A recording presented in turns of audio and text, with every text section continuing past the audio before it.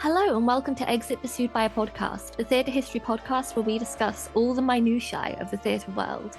I'm your host, Evey Wylde, and today I'm joined by Edward Shambrook. Thanks for coming on. Do you want to introduce yourself and what we're going to be talking about today? I'm Edward Shambrook. I have a BA in Law and English Lit and an MA in Playwriting. I've also worked as a video game narrative designer as well as a teacher, both of which I did in Shanghai in China. I'm here to talk about Moose Murders today, a sort of infamous play by Arthur Bicknell, which I actually first read as an MA student because I must admit, when I first started studying for my MA, I didn't really know what would constitute a bad play. And so I was a bit worried about falling into the trap of writing a bad play, specifically because I didn't know what a bad play looked like. A bit like the Dunning-Kruger complex, I think it was. The Dunning-Kruger complex? Yeah, the Dunning-Kruger complex is essentially where you're so ignorant of something that you don't know how stupid or ignorant you are. Oh, right. So it's a cognitive bias. So it's when someone believes they are knowledgeable about something and continue to speak about it, even though they don't actually know very much about it. I relate.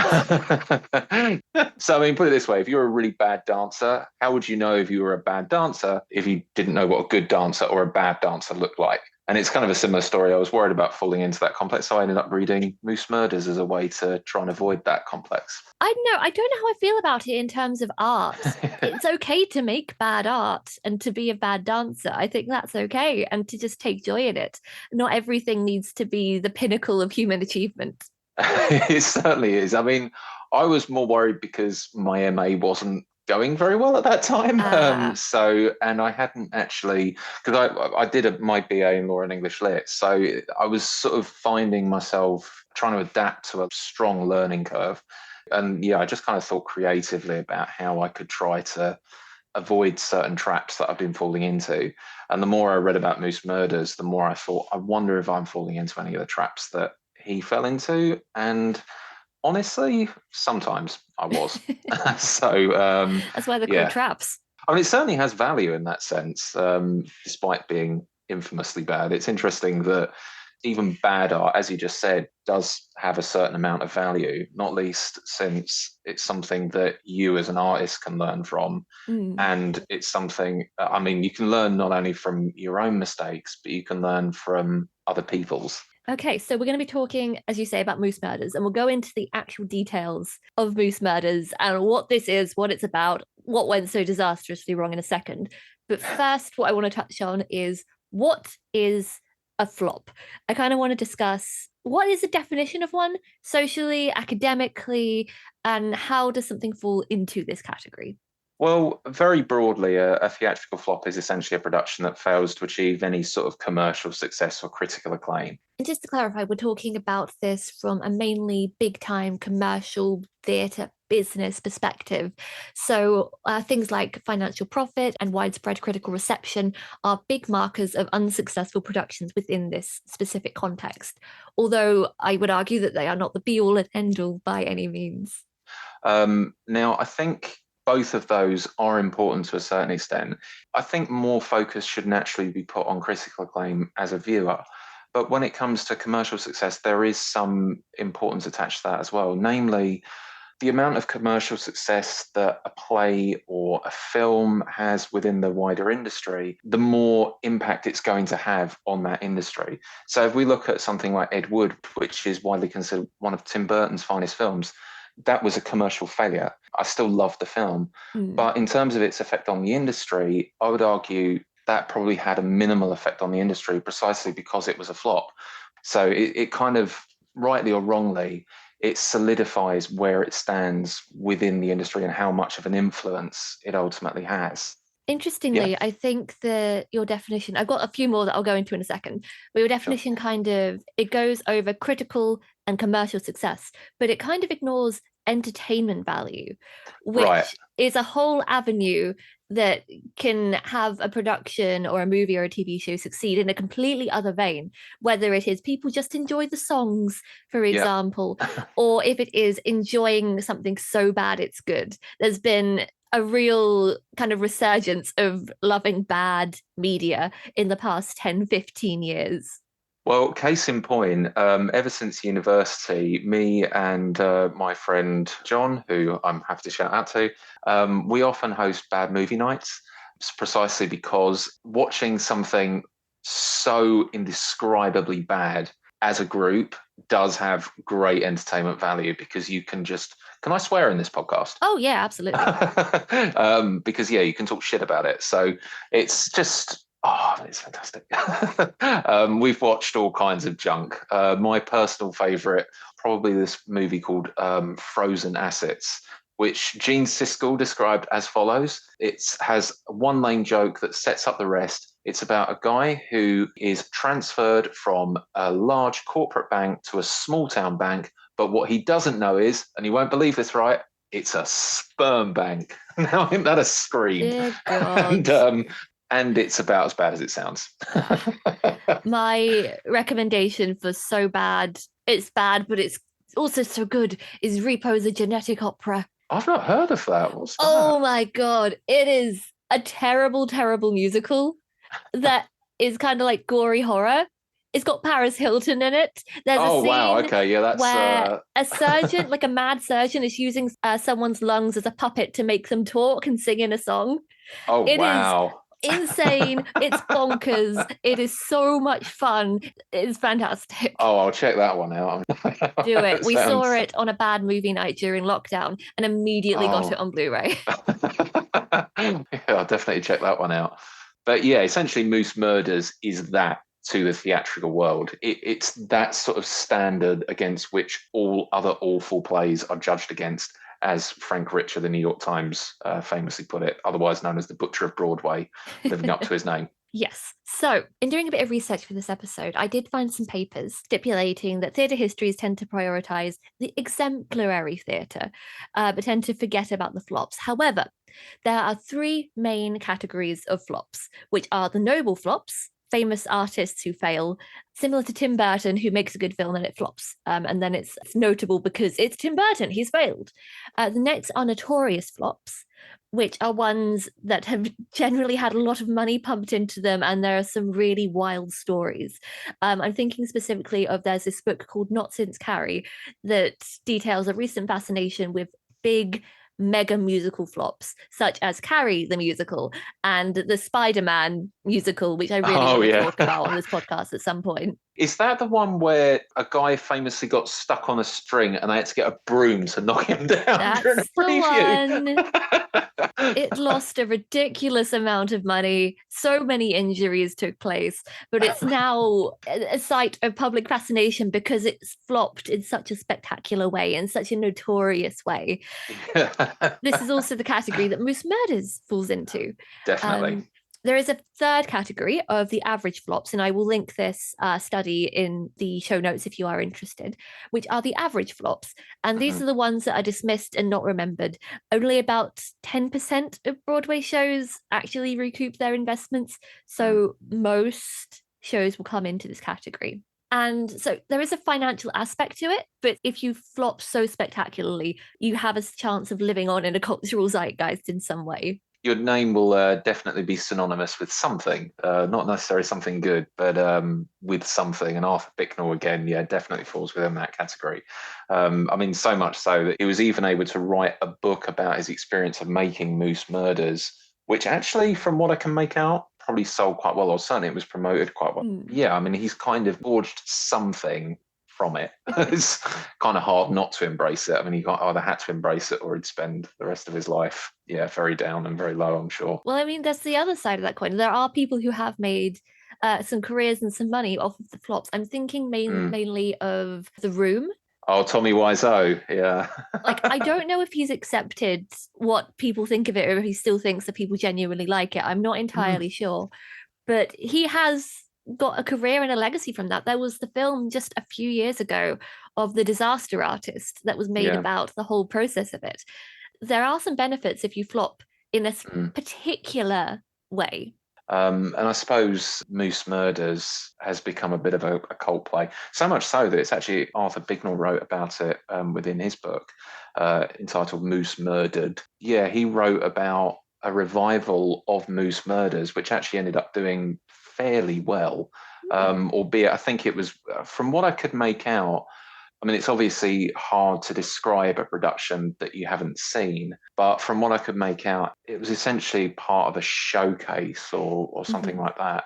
And it was essentially rewritten as a satire on modern plays or on theatre of the time or something along those lines. I do think there's something to be said from something flopping immediately because of various circumstances, and then it coming back many years later and being fantastic. I'm thinking specifically of Merrily We Roll Along, which was Stephen Sondheim's biggest flop, his biggest failure in his lifetime. And then it came back at the West End 15 years ago, did really well, and has recently, that same production with new star cast went on Broadway and swept the Tonys. And everyone is now like, yes, this show is amazing because it was revamped and rethought. And since I saw the West End version so many years ago, it's actually been one of my favorite Sondheim musicals. But it was considered untouchable for so many years, but its image was very much resurrected through a rethinking and a new production. So there's hope for Moose Murders, is what I'm saying. I mean, famously, and Moose Murders, I doubt will be in this category, but famously, The Crucible, its first production, was considered too glitzy and too glamorous to be a wide success. And it wasn't until its second production where it was a bit more, from what I can make out, is essentially a little bit more stripped down and was sort of more focused on the drama itself, that it became revered as the classic that we now know it. And that really set the tone for all future productions and all school productions of it being stripped back and bare and dramatic. It's a little bit difficult to imagine The Crucible described as glitzy, as that's not really something that's remotely associated with it today due to like the subsequent productions and the legacy of those. Even the version recently by the National Theatre, which had what's her face from House of the Dragon in it. I went to go see it. It was very, very good. But that production was very stripped back and bare, except for occasionally water just falling in a curtain, which was very refreshing. I went to go see it in the summer, so it was appreciated. But yeah, they tend to be very bare bones to kind of hone in on the setting, I suppose, and the drama of it all. That was definitely the impression that I got from the best version of it that I've ever seen, which was Yael Farber's production at the Old Vic back in 2016. And yeah, again, that was sort of very stripped down, very kind of bare, but also really just focused intensely on those characters who you don't need big production values for The Crucible. I mean, it's a fascinating play in and of itself. It's a bit like making Waiting for Godot really glitzy and glammy. It's never going to work.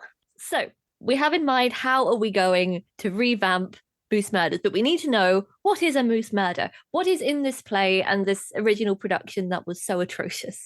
So, I mean, in terms of breaking it down, well, first of all, hearing the premise, I would argue that it should raise a few red flags right from the outset. So essentially, it's a murder mystery farce. Think sort of like Agatha Christie meets Peter Shaffer's black comedy meets Benny Hill. Like the play that goes wrong? Yeah, kind of within that vein, except without essentially the interactive elements, I guess. That's the interactive one, isn't it? Not really. It's just a spoof of the Agatha Christie kind of format. Yes. In a play where everything goes wrong theatrically, because it is very self-aware that it's a theatre performance. But imagine it not being a performance. Instead, everything really is going wrong on stage. Okay. You've pretty much got Moose Murders. So automatically it seems a little bit overstuffed, and it's always going to be a little bit hard to pull off, and it's really going to require a dab hand, and it really just doesn't get that. Instead, what we get is something that's peppered with really tasteless, really stereotypical characters, a really disjointed narrative, totally inconsistent tone, clunky dialogue, and terrible, terrible jokes. There's one joke within it, and I don't know if you've heard this one before. Did you get my letter? No, that's because I forgot to stamp it. And then you stamp on their foot. You heard that one before? No, I have not. And I'm very glad that I've gone my entire life without hearing that joke. Until now. Thanks for ruining it. You're welcome. It does appear in The Simpsons, but it's done with a lot more finesse. Such a dad joke. I know. And funnily enough, when I looked into it, and I managed to find references to this joke about 20 years before Moose Murders was written. That suggests that it's a very dated play by the time it came out. And if you're thinking, oh, well, it's probably just a relic of its time. No, it most certainly was not. This is a play that was debuting around the same time that Glen Ross was debuting. Cloud Nine by Carol Churchill saw its Broadway debut, I think, soon after or soon before. And this was in the early 1980s? Yeah, so 1983. Moose Murders was. So it wasn't a relic of its time. It was a relic of like the 1880s in the 1980s. It's very, very bad in that sense. And I mean, on top of that, there are loads of just moments within it that just make you go, oh, God, really? Sweet. So I'm just going to give a bit of a brief synopsis, actually taken from the back of the play from the Samuel French website. Right. Just to give us a little bit of context of what we're talking about. So it reads, the wealthy heirs of a wealthy but ailing old man named Sidney Holloway have purchased the Wild Moose Lodge in the Adirondacks as a place for Daddy to live out his last days. During an innocuous game of murder suggested by one of the clan, mousy young Lorraine Holloway is murdered for real. Who done it? Could it have been the legendary butcher moose which haunts the mountains? Or is it a member or members of the eccentric Holloway family itself? Before dawn breaks, there are a series of disclosures which lead to the murder of more than one of the cast of loonies, as well as the awful truth behind the moose murders. So that's what it says. So can you give us a rundown of the plot and the key characters? And then you can kind of put some of those moments into the narrative there. So there are Snooks, there's Joe Buffalo Dance, Sidney Holloway, who I'll get into in a minute, various other characters, all of whom are pretty much the same. But there are some characters that definitely stand out, namely Joe Buffalo Dance, who's this mock American Indian character. Oh, no. Oh, yes. But it was offensive then, it's worth saying. And I think a number of critics even pointed that out. And then there's the one that everyone points to, which is Sidney Holloway, a paraplegic, who at one point, according to the critics, it doesn't appear in the original script, but according to the critics, he actually gets up and kicks a man in the testicles. Family Guy humor, I see. That is very much Family Guy humor / but it's more like kid humor almost. It's like, yeah, that kind of gives you an idea as to how tasteless the characters are, I guess. But Sidney Holloway especially is an example of a poor use of a MacGuffin / a sort of Chekhovian gun. Yeah. So both a MacGuffin and Chekhov's gun are writing principles are based around objects and intentionality. Chekhov's gun in particular is a principle to encourage writers to be purposeful about what they place in their works. So if the titular gun appears, it must be used and relevant to the plot and not just there randomly and without any actual meaning. Right. This concept tends to be understood in popular culture as if an audience sees a gun is introduced to the plot and the story, they know that gun is going to be used. And it's a way of kind of predicting what's going to happen by recognizing the tropes. Yep. A MacGuffin, on the other hand, is something, and it's usually an object, but not always, that propels the plot forward, that is the reason and motivation of things happening. So think about the Death Star plans in Star Wars, but it obviously drives the plot of the original Star Wars movie. The ring in Lord of the Rings. Yeah, I had to think then. For my cultured listeners, you may spot in the Lego Batman movie that the airline at the beginning of the film is titled MacGuffin Airlines. Wow. Okay. Moose Murders really overuses this kind of device, and Sidney Holloway is a key example of that. The whole way through the play, they say he's a vegetable. He hasn't moved, which is obviously tasteless in and of itself, but just as an audience member, we immediately know that he's not actually a vegetable, that he is going to move at some point in the play. And then sure enough, he does. Is he pretending, or is it just the jokes are so bad that the actor or character is compelled out of their seat? No, essentially, the joke is that he's a paraplegic who supposedly can't move, but actually can. There's a song in a show called Dirty Rotten Scoundrels. There's a song called Love Is My Legs. There's two people who are trying to scam each other into like a love contract to get all of their money, and there's a whole song about, oh, I love you so much, so you will get up and walk, and obviously they're pretending the entire time, and it's like, our love is so powerful that you've cured my legs, and it's a really stupid song, but that's an example of a similar joke being pulled off. So I could see there's a way through there with a had little they gone rewriting, for maybe. that? In this, they don't really go for that. The joke is that he wasn't actually paralyzed all along. He was Right. just someone who is pretending to be paralyzed so that he can have this love affair with Nurse Dagmar. Yeah, it's a festering turd of a joke, really. We've got dated jokes. We've got a lot of running around. Yeah. We have racism and ableism. But what are they all trying to achieve? What do they want? So at first, they have come for like just a weekend away, and then it descends into a murder mystery when the lights go out and there's huge rain outside, so they all end up in this secluded villa, much like in an Agatha Christie novel, really. So essentially what they all really want, I suppose, is they all want to escape, but even that kind of just gets lost in the whole miasma of people running upstairs and running downstairs. It's just... Okay, forgive me. I'm trying to build up an idea of what this play is, and it's so frenetic that it's difficult to kind of put it in the box. But I'm going to ask, who is murdered, who is the murderer, and how do they get found out? And God, I'm having to strain to think of this. Lorraine Holloway is murdered. There's kind of this game that goes on called Murder, and then sure enough, during this game, someone is actually murdered for real. And that's Right. namely Lorraine Holloway, who is sort of this quite mousy kind of character. So we think that it's Nurse Dagmar and Sydney Holloway, but then right at the end of the play, it turns out that Snooks was the one who did it, but I can't figure out how it was her and not Nurse Dagmar and Sydney Holloway, which would have made sense because it turns out that they're having this love affair. But no, it turns out that it's Snooks. Why? But yeah, Why did Snooks do this? no idea. And I do take vindication from the fact that one of the reviewers specifically said that they'd forgotten how it ended. So I'm not the only one who's had this trouble. Yeah. I mean, if you want an idea as to just how bad this play is, there's one moment that really sticks out for me. So there's one scene where Snooks, she manages to run downstairs, she rips a canvas off of a tent, places it over a car to hide it for reasons that are never fully explained, then runs back up into the bedroom, all before Cowie, which is her husband, manages to climb the exterior wall up to the bedroom window. Maybe if she had one of those really mini cars that only have the two seats.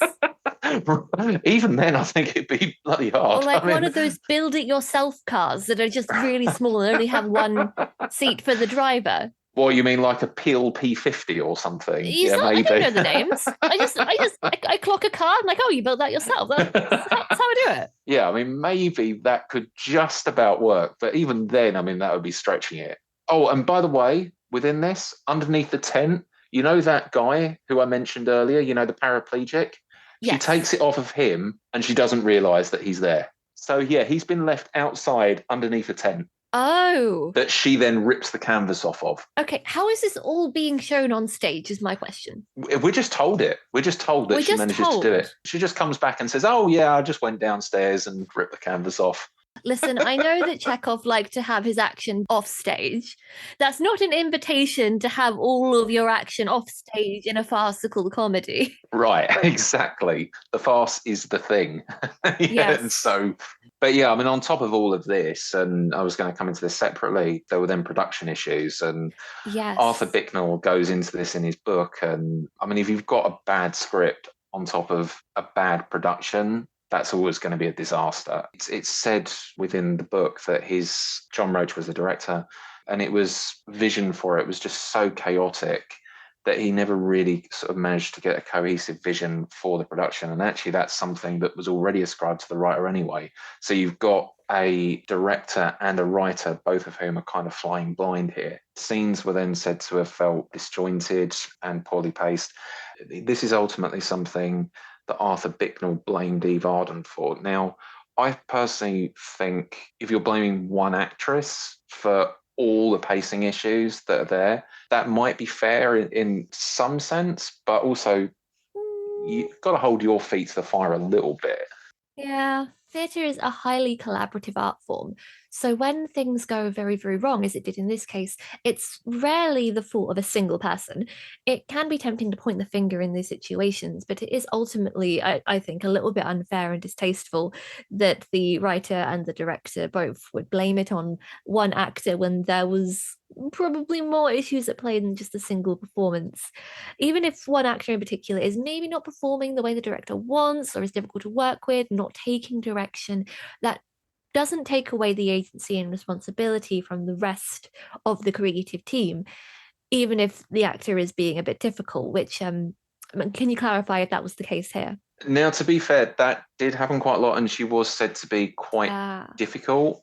But at the same time, even then, if a director can't control an actor to some extent, that's still on the director. And if you don't subsequently take the call to fire them or to sort of say this really isn't working, then again, that's on the director. Now, eventually with Evey Wylde, they did do that, and she was replaced, but only with about 2 weeks to go. With a farce and with a comedy, everything has to be right. The blocking has to be right. It is a very sort of delicate operation, and you've got someone that you're asking to do that, and she's had 2 weeks to prepare. Now, luckily, the actress they got was Holland Taylor, who was and remains a remarkable actor. I think she went on to win an Emmy. Oh, we love that for her. Yeah, so she's clearly gone on to have a great career, and they clearly hired someone who was capable, but you'd need a superhuman to be able to pull off something like that in 2 weeks. I mean, that's always going to be an incredibly hard thing to do. On top of that, they then had a thunder machine where the dialogue can be heard, and it's a comedy.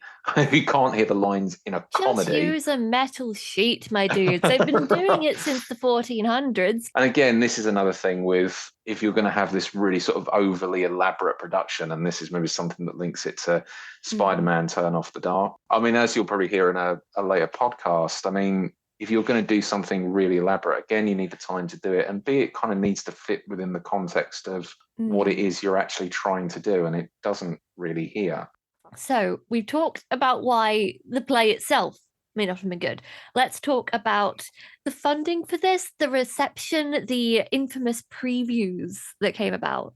Because I've heard some rather terrible things about these previews, such as getting random people off the street, and the opening night they're bowing in silence to zero applause. It's about as bad as you could possibly get. I've heard stories of that. I didn't see that in Arthur Bicknell's book, but they did say that during the intervals people were leaving and that kind of thing, which it's going to be hard to come back from having an almost empty auditorium. I think I've only left in the interval for one play in my entire life. And that was how bad I thought it was. Otherwise, I'm like, no, I owe it to the performers to give them the respect. So it has to be bad to actually just get up and go. I had one play where I've walked out. I think it's okay. I remember Roger Ebert saying this when he was talking to Gene Siskel, who walked out on a movie called Black Sheep with Chris Farley, because he said he just couldn't take Chris Farley's screaming anymore. He said within that review that it's okay to walk out if you admit that you did it and there was a good reason for doing it. I think if I'd walked out during the intermission on this one, on some level, I feel I would have missed out because it was so how it essentially made minor celebrities of all who attended it. But so what was the critical and audience reactions to these infamous previews? So the critical reaction was pretty devastating. Arthur Bicknell, within his book, talks about how he went to the press office about sort of midnight to see the reviews, and immediately it was eviscerated. And in fact, because previews had already gone so badly, and because he kind of knew that opening night would probably go badly, and then when those reviews came out, it was clear that things weren't going to get any better. They actually started dismantling the set that night, so that when Arthur Bicknell went back to the theatre, he actually saw the set being taken apart that same night, which must have been tragic and devastating for him, I'm quite sure. Those Broadway reviewers, they are vicious. They do not hold back. There's a reason why Frank Rich of the New York Times became known as the Butcher of Broadway, because he really did not hold back, and he definitely didn't hold back with this. He said that it was, again, quote, considered the standard of awfulness against which all Broadway flops are judged. And it kind of has become that. We mentioned that they had to get random people off the streets for the previews. My question is, had word already gotten around that it looked like a shit show, or was there a really, really bad marketing campaign, like just no funding put into that so nobody even knew it existed? It was well known. Actually, again, Arthur Bicknell within his book talks about how there was one preview on the radio that someone he was close to, but she'd actually invested some money in an ad. And when that ad came out, this sort of family friend or whoever said, "Oh God, that sounds awful." It was almost certainly clear from the marketing that it would be bad. I mean, you can only make a bad show or a bad movie or look so good within an ad. I'm thinking of those trailers for the original Suicide Squad. Yeah. I mean, they made it look, a shit movie look pretty good. So I think it's doable. Maybe not in the 80s, but... I suppose it's doable. I mean, I'd say Suicide Squad is sort of, again, it kind of falls within that average flop, doesn't it? Yeah. Something that's kind of not particularly memorable, not particularly good, but it's not so notoriously bad. I would argue that it's very hard to make a movie or a play or a TV show or an album that is just notoriously bad and absolutely unsellable look sellable. So yeah, I mean, even the marketing probably would have given the impression that it was pretty bad. Beyond that, there were then the previews. For those who perhaps are not familiar, the critics, they tend to stay away from the previews and they stay away until opening night. But word does still get around when it comes to previews. That definitely seems to have been the case here. But then opening night really cemented its disastrousness. I think the last point I want to touch on before we wrap this up is going back to what you said about the family member sponsoring an ad on the radio, which is where the funding for this show came from, because what I found suggested that it was a self-funded project. That's not broadly speaking correct. Actually, it was more like there were angel investors, essentially. And again, he kind of goes into the detail of how he managed to get those on board. I'm not sure how anybody that read this script could possibly decide to fund it, but he did, possibly on the basis of name recognition. Evey Wylde at that time was quite a big star. So Arthur Bicknell in the past had a couple of shows off Broadway, so he wasn't a complete amateur. Yeah, I mean, they had angel investors and there was a huge amount of money that went into this, like a massive amount of money. So the self-funding rumours are a myth? They are pretty much a myth, but they all lost money. If I'm not mistaken, I think Evey Wylde, I think she was paid something like $15,000 a week or something crazy like that, which at that time was a huge amount of money. And she didn't even make it to the actual show. Her salary alone was massive, and that's before you even get into the set, all sorts of things. I think overall it was believed to have lost about $600,000, which might not sound a lot. That sounds like plenty of money to me. I think that's more than it cost to make Monty Python and Holy Grail. It's not a massive amount of money, but more than I would care to lose, especially on a Broadway show that lasted one performance. I've had a look at inflation rates. Yeah. With a very quick Google, and it looks like $600,000 in 1983 is equivalent to approximately $1,800,000 today. So actually, that's still relatively cheap for a Broadway show, but it is a lot of money to lose, especially if you are a not very well-off artist as well. But you know, most of the money is lost by the investors. Yeah, so yeah. I don't feel that bad. The problem is, as it turns out, is that if you lose that much money on a show as a writer, no one will work with you again. Right. So unfortunately, with Arthur Bicknell, it has proven. But he came to embrace his flop and the legacy that for which he'll always be known. In some ways, I actually feel a bit bad for Arthur Bicknell because, I mean, there are a number of artists who have had huge flops in their careers and yet have gone on to have critical success, have been trusted once more.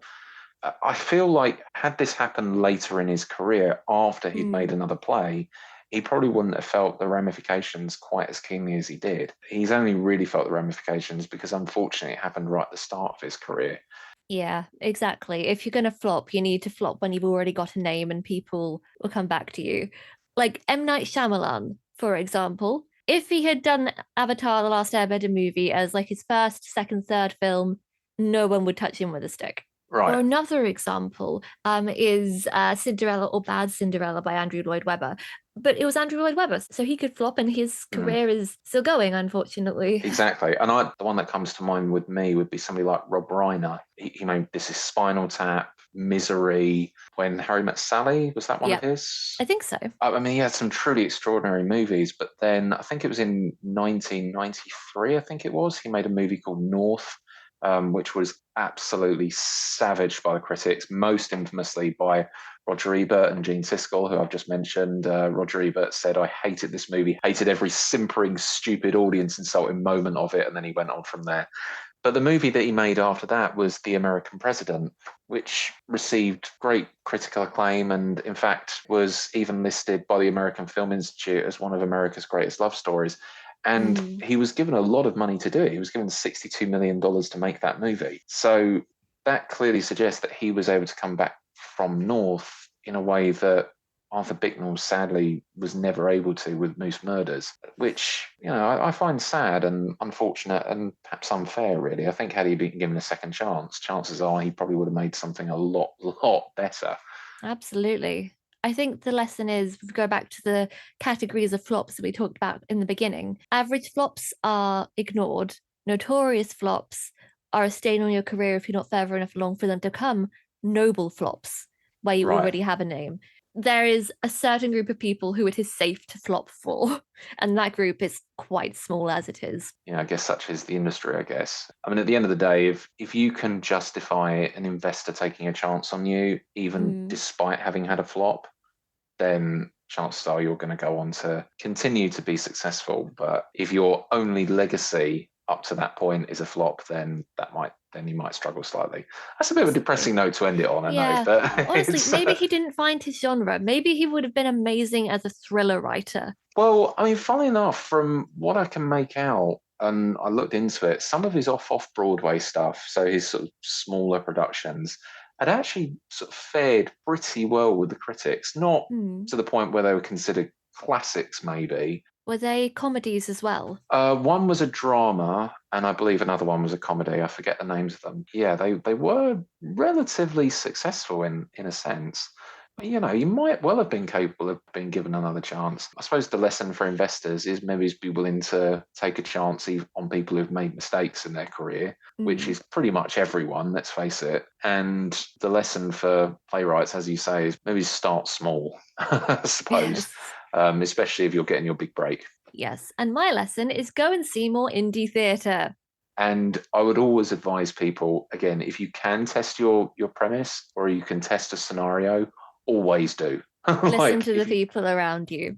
Yes. I think that just about brings us to the end. Yeah. Thank you very much for listening. Ed, if people want to find you online, where can they look? They can go to edwardshambrook.com. In there is a contact box. So if they want to contact me, please feel free to do so. Just be nice. And also, if you want to check out some of my work, then you can do so by visiting my site. So that's edwardshambrook.com. Or they can find me on Mastodon. I don't tend to use Twitter anymore since the controversial takeover. So I'm on Mastodon instead. My handle on there is @EdwardShambrook @me.dm. And in sincerity, I know this might be a bit of a sort of a misnomer, but I would strongly advise that people check out the NSPCC, which does fantastic work.